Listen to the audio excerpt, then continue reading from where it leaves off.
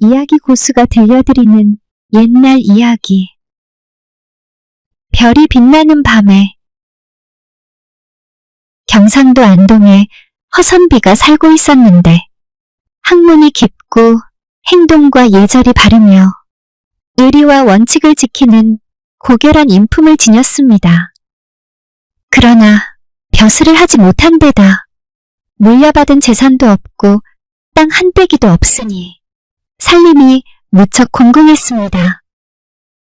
더군다나 홀몸도 아니고 처자식을 거느린 가장인데 일을 하기는커녕 주야장천 글만 읽고 앉았으니 더더욱 입에 풀칠하기도 어려웠지요.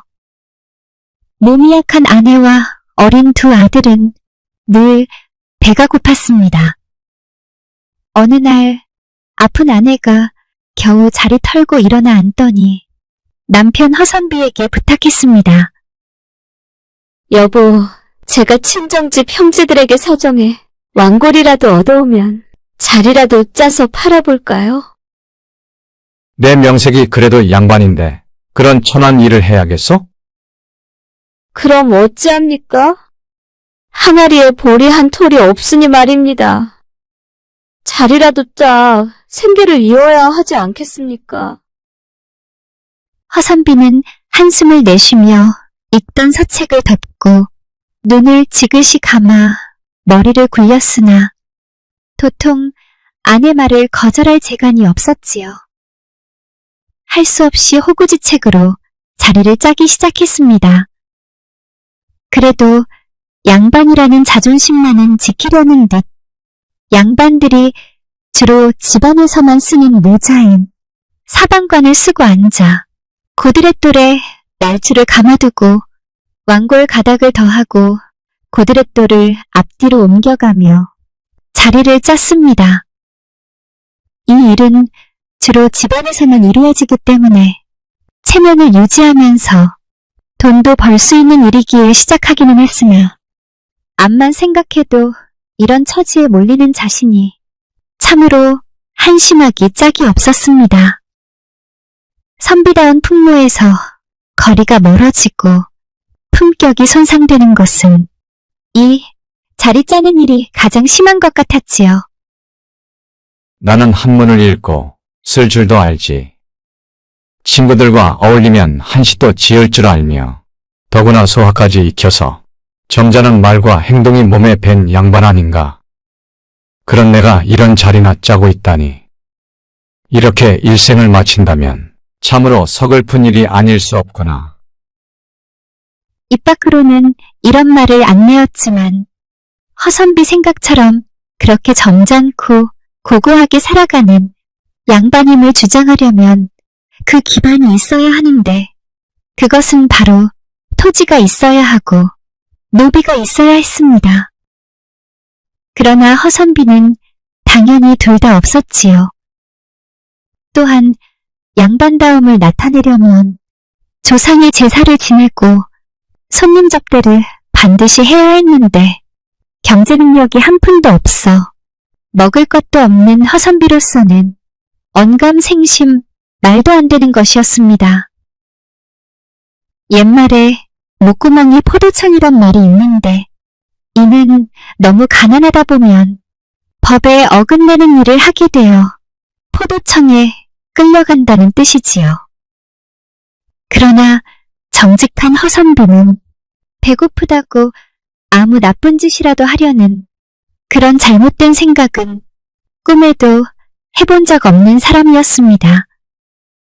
그러니 죄 짓는 일 말고 비록 양반들이 천한 것이라고 여기는 자리라도 짜서 생계를 이어가자는 아내의 이야기를 순순히 받아들였던 것이지요. 어느 날 허선비가 여느 때처럼 마당에서 자리를 짜고 있는데 어디서 고양이 한 마리가 갑자기 나타나더니 아장아장 걷고 있는 아기 병아리를 물어가려고 팔짝거리며 뛰어오지 않겠습니까? 그나마 그 병아리가 빨리 달기 되기를 오매불망 기다리고 있는데 그 희망이 사라지려 하자 그만 허선비는 그 고양이를 잡으려고 벌떡 일어나 부직갱이를 들고 쫓아다녔습니다. 그 와중에 자리를 짜던 것이 엎어져 뒤엉키고 자신도 마당에 자빠져서 다치기까지 했지요. 때마침 어린 아들 둘은 방 한켠에서 글 공부를 하고 있는 중이었는데 그 아이들은 가난 때문에 아래 빠지는 벗은 채로 앉아있다가 자기들도 고양이를 잡겠다며 뛰쳐나왔습니다. 허선비처는 비록 몸이 아프고 먹고 살기 어려워 헐벗겨서 키우는 아이들일지라도 공부를 시켜야 한다는 교육열은 뜨거웠습니다. 마당에서 아버지와 아들들이 한바탕 난리치고 난 뒤 숨을 돌리고 나서 뒤엉킨 자리 짠 것을 추스려 보니 참으로 가관이었습니다. 고양이 때문에 뒤엉켜 그러기도 했겠지만 노동이라고는 해본 적 없는 허선비 솜씨는 안 그래도 내키지 않아 억지로 짜는 자리였던지라 망쳐졌다 해도 새삼 아까울 것도 없을 정도였습니다. 원래 그런 모양인 듯 했지요. 그렇게 자리 짜는 일도 여의치 않은 가운데 어느덧 가을이 되었습니다. 추수철이 되니 집집마다 가을거지 채비가 한창이었는데 허선비네는 씨 뿌려 놓은 게 없으니 거들 것도 없었지요. 하루는 몸이 아픈 아내가 제대로 떠지지 않는 눈을 개슴츠레하게 뜨며 말했습니다. 여보, 이러다가 우리 네 식구 꼼짝없이 굶어 죽겠어요. 뭐라도 할 게 있는지 나가보고 오겠어. 그러면 전원에 서 있는 벼이삭이라도 좀 잘라오시구려. 아무리 배가 고파도 어찌 남이 애써서 농사지은 곡식에 손을 댄단 말이오. 아이고, 그저 벼이삭 몇 개 자른다고 일난답니까? 말라 붙어버린 배를 좀 채우게 고집 부리지 말고요. 이따 어두워지면 나가서 몇 개 잘라오세요. 가난이 얼마나 아내를 물어뜯었는지 평소에 안 하던 말을 저리 하나 싶은 허선비는 할 수 없이 땅거미가 앉을 때를 기다렸다가 낫을 들고 나갔습니다. 그러나 남의 논에 가서 몰래 벼이삭을 자르려 하니 누가 뒤에서 목덜미를 낚아채는 것 같았습니다. 휙 하고 고개를 돌려보면 아무도 없는데 언뜻 밤하늘에 유난히 밝은 개밥바라기 별이 보였습니다. 개밥바라기라는 이름은 저녁에 개가 배고파서 저녁밥을 바랄 무렵에 뜨는 별로 서쪽 하늘에서 환히 잘 보인다 해서 생긴 별 이름인데 오늘은 유난히 반짝반짝 환한 빛을 내며 아래를 내려다보고 있는 것이었지요. 마치 허선비 자신을 지켜보는 것 같이 말입니다. 아이고, 이거 내가 뭐하는 짓이냐. 남의 논에 몰래 와서 도둑질을 하다니. 굶어 죽더라도 이건 아니다. 저 개밥바라기 별이 저리 환히 비추는데 내가 다 부끄럽구나. 이런 생각이 들자 낫만 들고 집에 돌아왔습니다. 방에 누워있던 아내는 빈손으로 돌아온 남편을 보고 한숨을 쉬었습니다. 나까지 들고 나갔으면 뭐라도 베어갖고 오시잖고요. 이리 기다렸는데. 너무 걱정 마시오. 날이 밝으면 산에 올라가 칡뿌리나 소나무 껍질이라도 내 벗겨올 테니 말이오. 남의 것에 손대는 일은 하늘에 있는 별 보기도 부끄러워 차마 할 수가 없었소. 이튿날 허선비는 하루하루 무얼 먹고 사나 하고 근무 중이었는데 밖에서 누군가 부르는 소리가 났습니다. 문을 여니 웬 떡거머리 총각 하나가 서 있지 않겠습니까? 오갈 데 없는 떠돌이온데 이 집 머슴으로 저를 써주십시오. 아이고, 말만이라도 참 고맙소만. 우린 보다시피 농사 지을 논밭도 없는 데다 당장 끼니 걱정을 하는 처지라오. 다 알고 있습니다. 세경 말고 재워주시기만 하면 앞으로 살아가실 수 있게 제가 도와드리겠습니다. 허선비는 무슨 꿈을 꾸는 것 같았습니다. 아니 세경도 안 받고 단지 재호만 달라니 게다가 자기만 도와주면 살 수 있다고? 허참. 되레 미안해진 허선비는 총각에게 목이라도 축이라고 물 한 사발을 갖다 주었습니다. 시원하게 물을 들이킨 총각이 입을 훔치며 계획을 이야기했습니다. 때는 한창 가을거지철이니 이웃집 농사일을 거들고 품삯으로 먹을 것을 받도록 하십시다. 주인어른께서도 저를 도와서 같이 일을 하시면 됩니다. 아이고 어쩌나. 나는 이날 이때까지 글만 읽다 보니 일하는 방법을 모른다네. 걱정 마십시오. 지금부터 배우시면 됩니다. 이러이러할 때는 이렇게 하시고 저러저러 할 때는 저렇게 하시면 됩니다. 이튿날 아침부터 허선비는 총각과 함께 동네를 돌아다니며 품을 팔기 시작했습니다. 동네 사람들은 손가락질하며 수군거렸지요. 아이고, 명색이 선비면서 남의 집 품팔이나 하고 다니네. 처음부터 잘할 수 없으니 당연히 허선비는 고군분투했습니다. 붓과 서책만 잡았던 부드러운 손이 호미의 무게에 물집이 잡혔고 햇볕으로 그의 피부는 그을렸지요. 끊어질 듯이 허리를 굽혀 일일이 손으로 물을 옮겨 심는 모내기나 자풀을 뽑는 김매는 일, 겨우내 꽁꽁 언 땅을 쟁기질을 하며 땅을 일구는 일이 이렇게 고된 작업인지 몰랐지요. 또 농사는 땅심이 생명이라 가축의 배설물을 비료로 주는 거름내기를 하는데 오지 장군을 등에 지고 나르고 뿌렸지요. 무엇보다 물이 꼭 필요한데 이 물을 대량으로 퍼올릴 땐 용두레를 쓰고 둘이 마주잡고 할 때는 맞두레를 썼습니다. 가을이 와서 수확할 시기가 되면 낫으로 거두고 소의 등에 길말을 얹어 벼를 나릅니다. 그런 후 도리깨와 그네로 곡식을 두드려 알곡을 떨어내지요. 그리고는 벼를 햇볕에 쬐어 펼쳐놓고 말리고 나서 고무래와 넉갈에 갈퀴로 곡식을 퍼널고 퍼담습니다. 그 다음에는 키와 풍구로 마른 곡식의 쭉정이 겨 먼지들을 날리고 알곡만 골라 담아두면 한 해 농사를 마무리하는 것이었는데 힘든 일을 안 하다 한 선비는 골치가 띵하며 땅바닥이 파도같이 출렁이며 어질어질하더니 고달픈 심신을 가누지 못하고는 그만 쓰러졌습니다. 마을 사람들은 지켜보다 고개를 저으며 중얼거렸습니다. 선비는 농부가 될 수 없는 것 같으이. 그래도 선비는 이를 악물고 곁에서 듬직한 총각이 가르쳐주는 대로 하니 어느덧 잘하게 되었습니다.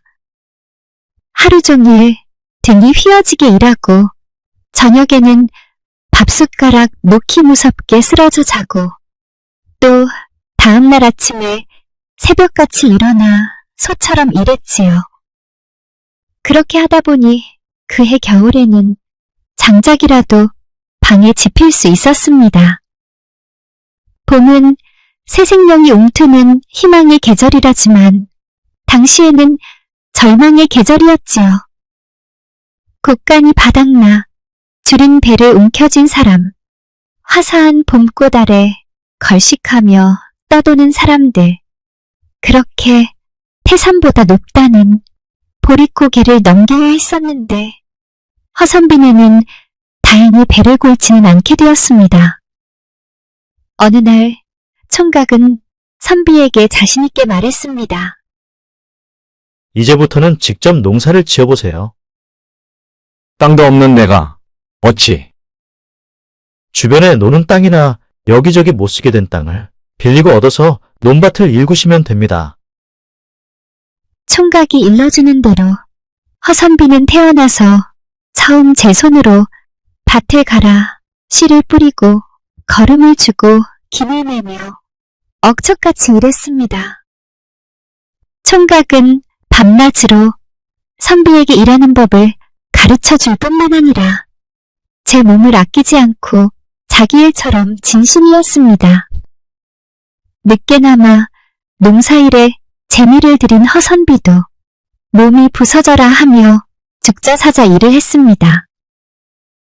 옛말에 농사는 책을 읽는 것과 같다는 말이 있습니다. 계절 따라 하는 일이 다른 농사일은 책으로 보면 새로운 장면으로 넘어간다고 하고요. 모든 식물들은 각자 자기 이야기를 들려준다고 합니다. 그 이야기를 잘 들어보고 관찰하면 식물들을 더 잘 이해하게 될 것이라고 말이지요. 또한 어떤 사람은 글을 쓰는 일을 붓으로 밭을 가는 것이라고 했습니다. 글 한 줄 한 줄을 정성껏 써나가듯이 밭을 한 구랑 한 구랑 정성을 다해 갈아야 뿌린 것을 거둘 수 있다고 말입니다. 선비는 책 속에서만 찾던 지혜를 이제는 바람의 속삭임과 흙의 따스함, 그리고 하늘을 읽어내고 비가 오는 때 절기에 맞춰 심어야 하는 것 등 자연을 통해서 지혜를 찾아내었지요. 그러면서 여지껏 몰랐던 것을 알아낸 성취감에 뿌듯한 미소를 지었습니다. 그 덕분에 가을이 되니 참으로 거두어 드릴 게 있지 않았겠습니까? 쓰디 쓴 것이 다하면 단 것이 온다는 고진감래라는 말처럼 이젠 곳간에 쌓아두고 먹을 만큼 여유가 되었습니다. 그러던 어느 날 초저녁이었는데 별빛 하나 없이 깜깜한 날이었습니다. 총각이 환한 얼굴을 하며 선비에게 하직 인사를 하러 왔습니다. 이젠 주인어른께서도 양식 걱정 안 하시게 되었으니 참으로 다행입니다. 저는 이만 가보겠습니다. 앞으로도 농사가 잘 되시길 바랍니다. 아이고, 우리가 다 굶어 죽게 생겼을 때 자네가 와서 살려주지 않았는가? 나에게는 생명이 은인이나 다름없지. 여기 세경 있으니 어서 밖에나. 정말 너무 고마웠네. 아닙니다. 세경은 안 주셔도 됩니다. 주인어른께서는 남의 논에 있는 벼이삭을 자르려고 하다가 제가 지켜보는 걸 보고 그만두신 적이 있었지요. 그 고든 마음씨에 제가 하도 감동받아 힘 닿는 데까지 조금 도와드렸을 뿐입니다. 부디 건강하시고 안녕히 계십시오. 총각은 말을 마치더니 연기처럼 어둠 속으로 사라져버렸습니다. 그러자 깜깜한 하늘에 갑자기 그간 통 보지 못했던 개밥바라기 별이 반짝반짝 빛나지 않겠습니까? 그러고 보니 허선비는 이 총각이 자기 집에 와 있는 동안에 이 개밥바라기 별이 보이지 않았던 것이 이제사 생각났습니다. 그래, 유독 빛나던 그 별이 내내 보이지 않았어. 맞아, 우리 집에 천사가 왔다 간 것이구나. 그렇습니다. 밤하늘에 떠있던 그 개밥바라기 별은 머슴으로 변신해 착한 허선비를 도와주고 떠났던 것입니다. 그 후에도 부지런히 일을 하고 난 허선비는 잠자리에 들 때면 밤하늘에 떠있는 개밥바라기 별에게 꼭 안부 인사를 했습니다. 별총각, 하루 종일 이리 뛰고 저리 뛰며 바쁘게 일한 뒤 막걸리 한 잔을 기울이며 툇마루에 앉아 있으면 동산 위로 자네가 보이고 두둥실 떠오른 달도 보인다네. 그렇게 자네와 달을 보고 있노라면 내 마음이 참으로 흐뭇하고 편안하다네. 자연을 스승으로 삼아 하늘과 땅의 이치를 배우고 나니 이 땅이 내게 얼마나 큰 위안이 되고 얼마나 큰 마음의 평화를 주는지 모르겠네 그려. 별청각에게 진심으로 감사드리네. 마음을 바르게 쓰면 하늘의 별도 도와준다는 전설 이야기였습니다.